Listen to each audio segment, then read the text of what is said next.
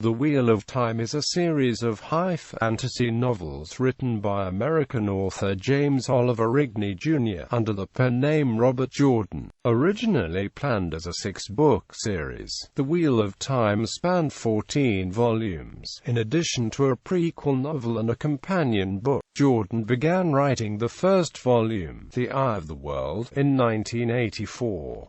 It was published in January 1990. The author died in 2007 while working on what was planned to be the 12th and final volume in the series. He prepared extensive notes so another author could complete the book according to his wishes. Fellow fantasy author and longtime Wheel of Time fan Brandon Sanderson was brought in to complete the final book, but during the writing process it was decided that the book would be far too large to be published in one volume and would instead be published as 3 volumes: The Gathering Storm, Towers of Midnight, and A Memory of Light. The series draws on numerous elements of both European and Asian mythology, most notably the cyclical nature of time found in Buddhism and Hinduism, the metaphysical concepts of balance and duality, and a respect for nature found in Daoism. Additionally, its creation story has similarities to Christianity's Creator and Shaitan, the Dark One. It was also partly inspired by Leo Tolstoy's War and Peace. The Wheel of Time is notable for its length, its detailed imaginary world, its well-developed magic system, and its large cast of characters. The 8th through 14th books each reached number 1 on the New York Times bestseller list. After its completion, the series was nominated for a Hugo Award. As of 2015, the series has sold 80 million copies worldwide and spawned an eponymous video game, role-playing game, and soundtrack album. Setting: in the series mythology, a deity known as the Creator made the universe and the Wheel of Time, which governs all of existence. The wheel has 7 spokes, each representing an age or phase of history, and rotates under the influence of the one power, which flows from the true source composed of male and female halves. Humans who can use this power are called channelers. The principal organization thereof in the books are the Aes Sedai, or servants of all, the Creator having imprisoned its antithesis, Shaitan. An Aes Sedai experiment mistakenly allowed Shaitan's influence into the world. Thereafter, he is the story's principal antagonist, promising power and immortality to those who aid his total freedom. A century after the initial breach of the Dark One's prison, open warfare occurs between the forces of the Dark One and those of the Light, until the chieftain Luz Theron Telemann, known as the Dragon, leads a force of channelers and soldiers to reseal the prison, whereupon the Dark One inflicts a malediction that drives male channelers of the One power insane. Thus affected, the male channelers create earthquakes and tsunamis, altering numerous landscapes in an event that comes to be called the Breaking of the World. Luz Theron himself kills his friends and family, and is known afterwards as Kinslayer. Given a moment of sanity by Shamal, chief among the Dark One's servants, Luz Theron commits suicide. In the aftermath, the women Aes Sedai reorganize society and nullify male access to the power. 2 subsequent events are important to the novel's principal story: the Trollic Wars, in which servants of the Dark One foment a continuous war for several hundred years, and the War of the 100 Years,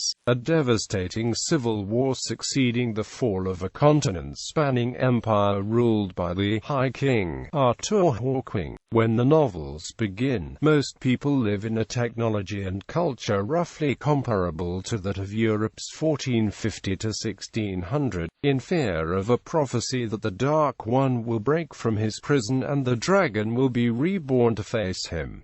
Plot summary. The prequel novel New Spring takes place during the AIEL War and depicts the discovery by certain Aes Sedai that the dragon has been reborn. The series proper commences almost 20 years later in the Two Rivers, in a forgotten district of the country of Andor. An Aes Sedai, Moeren, and her warder Lan, arrive in the village of Emmons Field, secretly aware that servants of the Dark One are searching for a young man living in the area. Moeren is unable to determine which of three youths is the dragon reborn, and leads all three of them from the Two Rivers, along with the friend Egwene Alvir. Nino Valmira, the village-wise woman, later joins them. Gleeman Tom Merrilin also travels with the group. The first novel depicts the flight from various agents of the Shadow and their attempts to reach the Aes Sedai city of Tar Valon. Thereafter the protagonists are frequently split into different groups and pursue different missions toward the cause of the Dragon Reborn, sometimes thousands of miles apart, as they struggle to unite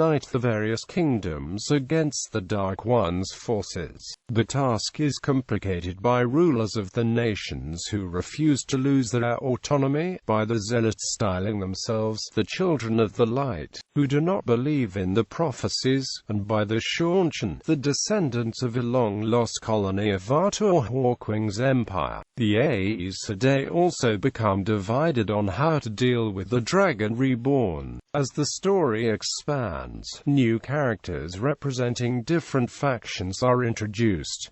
Tarmangayden, deriving its name from that of Armageddon in Christian eschatology. Tarmangayden is the apocalyptic battle wherein the Dragon Reborn opposes Shaitan, while the followers fight elsewhere. Events and portents that foreshadow the last battle take place in Knife of Dreams and the Gathering Storm. The last battle takes place in A Memory of Light, in the form of a 202-page single chapter. Special powers. Channeling. Some men and women in the story have the natural ability to access a form of magic called the One Power, through process called channeling. The One Power consists of male and female halves called Sidon and Sidar.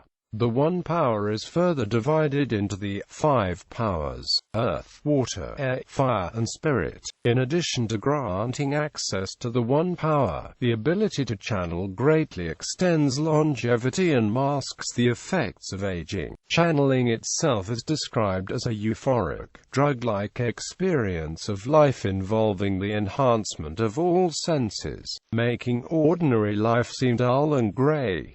A contrary power, dubbed the True Power, is associated with Shaitan. Channelers can direct the power toward a desired purpose by creating one or more flows of the One Power and constructing weaves of these flows. An individual flow can only consist of one of the 5 powers, but a weave can combine any number of flows from any of the 5. Flows can be of varying sizes, with larger flows involving greater strength. Channelers, especially novices, are very careful to control the amount of the One Power they draw into the flows. Drawing too much can be fatal, or can burn out the channeler, severing their ability to access the One Power forever. Channelers can sense the power in others and feel when a channeler has embraced Sidar or seized Sidon. It is also possible for women to sense the strength of a fellow channeler, defined as the potential amount of the One Power the channeler can draw and successfully weave unaided, without burning out. Men are limited to sensing the amount of Sidon currently drawn, but cannot tell if it's the channeler's maximum potential. Flows and weaves are visible to fellow channelers but limited by the viewer's access to either Sidon or Sidar. This visibility allows channelers to learn how to construct specific weaves and access abilities merely by watching another channeler create the weave. While male and female channelers have access to many of the same abilities, possibilities and end effects. The weaves and manner of the construction are often very different. The act of channeling Satan is apparently very different from Siddha, whereas women describe surrendering themselves to the One Power and allowing it to flow through them. Many insist that similar behavior would be suicidal. They describe channeling as a struggle for control that would result in their own destruction if they ever faltered. In general, males have greater strength in the power than women, but multiple female channelers can combine the strength by forming circles, with one channeler controlling and directing the weaves.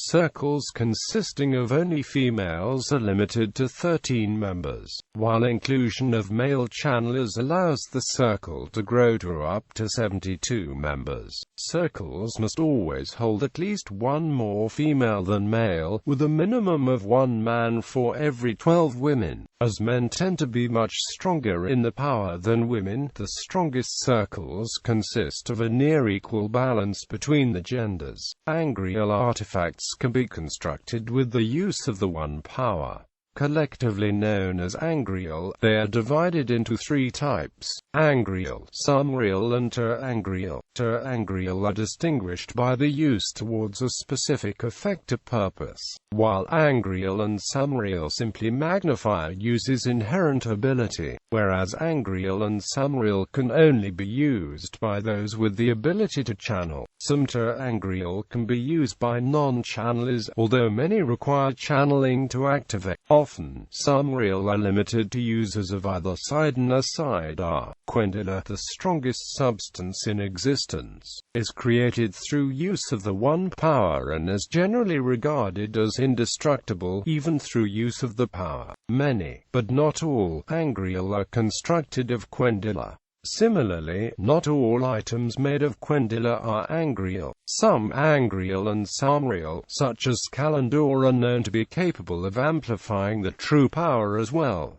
Aes Sedai. In the Age of Legends, both male and female channelers were collectively known as Aes Sedai and used the One Power together to great effect. During the successful attempt to seal the boar in the Dark One's prison, the male half of the One Power was corrupted by Shaitan. Through continued exposure to this taint, male channelers go insane and ultimately die. The breaking of the world, marking the end of the Age of Legends, was instigated by male channelers driven mad by Shaitan's curse. Since that time, strength in the power has generally lessened. A knowledge of weaves and abilities, including the ability to create angreal and Quendila, have been lost. At the time of the first book, fear of another breaking of the world and the dangers posed by Sidon's corruption are so great that, while increasingly rare, male channelers are now a source of nightmares and terror to most people. The original symbol of the Aes Sedai, of circles separated into black and white halves by a sinuous line symbolizing both halves of the One Power, has been replaced by the flame of Tar Valon, consisting only of the white half of the original symbol. The male half of the symbol, known as the Dragon's Fang, is used as a symbol of evil and a curse, are often carved onto the doors of those accused of conspiring with the Dark Lord. The term Aes Sedai, used as a name, title and honorific, refers almost exclusively to female channelers, most often specifically referring to members of an exclusive society headquartered in the White Tower in Tar Valon, divided into several factions identified by color, known as Ages. The Aes Sedai present a unified face to the world but often experience great internal conflict. They refer to each other as sisters but maintain a rigid hierarchy of authority determined by custom and strength in the One Power. The modern Aes Sedai operate as self-appointed guardians of the One Power and are often viewed as above local and national politics. They view themselves as the rightful owners of all angreal and arbiters of anything to do with the One Power. They operate as advisors to kings and queens and are shown deference by most. Some nations, however, have bad channeling and view Aes Sedai as suspect, if not outright evil. Aes Sedai search the world for females with the inherent ability to channel, or the ability to be taught to channel, and bring any they find to the tower. Untrained channelers can be a danger to themselves and others, often resulting in accidental deaths. Channelers of a certain age that have survived without tower training are often derisively referred to as wilders by Aes Sedai. Wilders often experience blocks, an inability to access the One Power except through specific rituals or in specific situations. In many instances, these wilders have no idea they are channeling or accessing the One Power at all. With training and time, blocks can often be overcome and the wilder can channel at will. Foreign lands outside the Aes Sedai's purview often handle channeling and channelers quite differently from Aes Sedai custom and tend to distrust their assumed authority. Aes Sedai consider them wilders as well, and not entirely without reason. Most foreign channeling traditions have more specific and more limited understanding of the One Power than do Aes Sedai. Additionally, most of these traditions trace their origins back to offshoots of the original Aes Sedai split off after the breaking of the world. The Aes Sedai, however, can trace the history well back within the Age of Legends. One Aja, the Red, is devoted to hunting down any and all male channelers and stripping them of their abilities. Removing a female's ability to access the One Power is known as stilling, the greatest form of White Tower punishment. Aes Sedai avoid even looking at the stilled, as the mere idea of being separated from the One Power is so distasteful. Those who have been stilled, gentled or burned out experience deep depression and most often eventually die, wasting away in apathy. The Forsaken. The Forsaken of the 13 most powerful channelers that went over to the Dark One in the Age of Legends, often commanding the armies of the Shadow in the battles against the Light. They were all sealed in Shayol Ghul, the location of the board during Luz There and Telamon's sealing of the prison, where they did not age for over 3,000 years due to its warping of time, save for those very close to the surface. They were each among the strongest channelers of the time, with Ishamael, the strongest, being rumored to equal Luz Theron in power. They also attained extensive knowledge of technology and weaves from the time that far outclassed the current world's knowledge, and subsequently, they are formidable creatures, viewing most modern Aes Sedai as laughably weak. In competition with each for the Dark One's favor, the Forsaken distrust and fight each other as much as anyone else. The Forsaken refer to themselves as the Chosen. Though there may have been more in the Age of Legends, these are the only known Forsaken in this age. Ishamael, Moradin, Lanfear, Sindain, Mothedian, Grarondel, Hesnalam, Messana, Ajna, Osangar, Asmodin, Balthmel, Aranagar, Bral, Ravin, Samor, Semirij, Demandred, Mael. All the Forsaken, particularly Semirij, are widely feared by most, with the names being used to scare children into being good. Other powers. Not all powers in the Wheel of Time are related to the One Power, the ability to channel. Some individuals have the ability to interpret dreams or use them to predict the future. Others can predict the future through waking visions or inspired knowledge. Some individuals perceive auras with symbolic value, while others can communicate with animals in a telepathic manner. Telarenhiod. A parallel world known as Telarenhiod, the world of dreams, is accessible physically by some, while others can visit the world in the sleep. A reflection of the waking world, Telarenhiod can be used to access knowledge about the state of the world. but can also be manipulated by the will of those present. Time, matter and space have little meaning within Tel'aran Heod, allowing visitors to dream themselves to any location and take on any form. But actions occurring within the world of dreams can have effect on the real-world counterparts, including the injury or death of dream walkers. The strength in dream walking depends mostly on the person's strength of will and imagination. Wolves and other wild animals have an innate ability to access Tel'aran Heod, and the souls live on there after death. An animal's death in Tel'aran Heod is final. Certain human souls dwell in Tel'aran Heod between rebirths. Another dream ability involves accessing a dimension between dreams, allowing one to access individuals' private dreams. While similar to the rules governing Tel'aran Heod, visitors are much weaker and can become bound within the control of the person whose dream they inhabit. Unlike the world of dreams, however, the effects of the dream are confined to the dream itself and end upon the dreamer's waking. Occasionally, those who are merely asleep inadvertently cross over into the world of dreams for brief seconds at a time. While unintentional, such crossovers entail great risk, as imagination becomes reality in the world of dreams and a person's nightmares manifest as easily as pleasant dreams.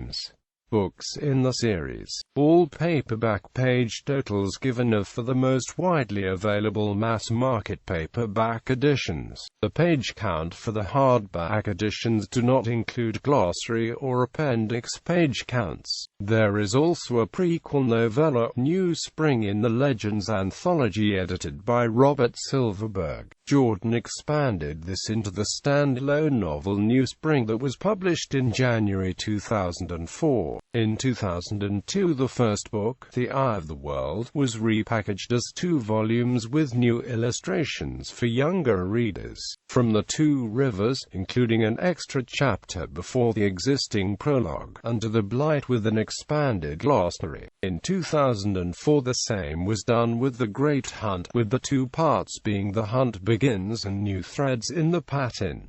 Prologue ebooks. On several occasions, chapters from various books in the series were released several months in advance of publication. These were released in ebook format as promotional tools for the then upcoming release. To date, the prologue ebook releases have included Snow, the prologue to Winter's Heart; Glimmers, the prologue to Crossroads of Twilight; Embers Falling on Dry Grass, the prologue to Knife of Dreams; What the Storm Means, the prologue to The Gathering Storm. Chapter 1 of The Gathering Storm, Tears from Steel, was released on Friday, September 4, 2009 on Tor.com for free. Chapter 2 of The Gathering Storm, The Nature of Pain, was released in audio form on Thursday, September 24, 2009 on Tor.com for free. Distinctions. The prologue to Towers of Midnight. Chapter 1 of Towers of Midnight, Apple's First, was released on Friday, October 1, 2010 on Tor.com for free. Chapter 2 of Towers of Midnight, Questions of Leadership, was released in audio form on Tuesday, October 19, 2010 on Tor for free. Chapter 8 of Towers of Midnight, The Seven-Striped Lass, by Grayson Banners Fallen, the prologue to A Memory of Light. A segment of Chapter 1 of A Memory of Light was released in mid-2012 on Dragonmount.com for free. A segment of Chapter 11 of A Memory of Light was similarly released publicly in mid-2012 on Dragonmount.com. Companion publications. Tor Books published a companion book to the series, entitled The World of Robert Jordan's The Wheel of Time, in November 1997, which contains much hitherto unrevealed background information about the series, including the first maps of the entire world and the Shanshin home continent. Jordan co-authored the book with Teresa Patterson. Jordan ruled the book broadly canonical but stated that it was written from the perspective of an historian within the Wheel of Time universe and was prone to errors of bias and guesswork. Jordan also wrote a short story, The Strike at Shayol Ghul, which predates the main series by several thousand years. It was made available on the internet and was later published in the world of Robert Jordan's The Wheel of Time. Deleted portions for a specific character from Memory of Light were published as a short story under the title River of Souls in Unfettered Tales by Masters of Fantasy. Brandon Sanderson tweeted that Harriet McDougall is creating a comprehensive Wheel of Time encyclopedia to be published after A Memory of Light. In early 2015, publisher Tor announced that the aforementioned tome would be available November 2015. On November 3, 2015, The Wheel of Time Companion, The People, Places, and History of the Best-Selling Series was released in hardback format written by Harriet McDougall, Alan Romance Zook, and Maria Simons from Tor Books. Alan Romance Zook and Maria Simons were Robert Jordan's editorial assistants. The book is an encapsulating glossary of the entire series.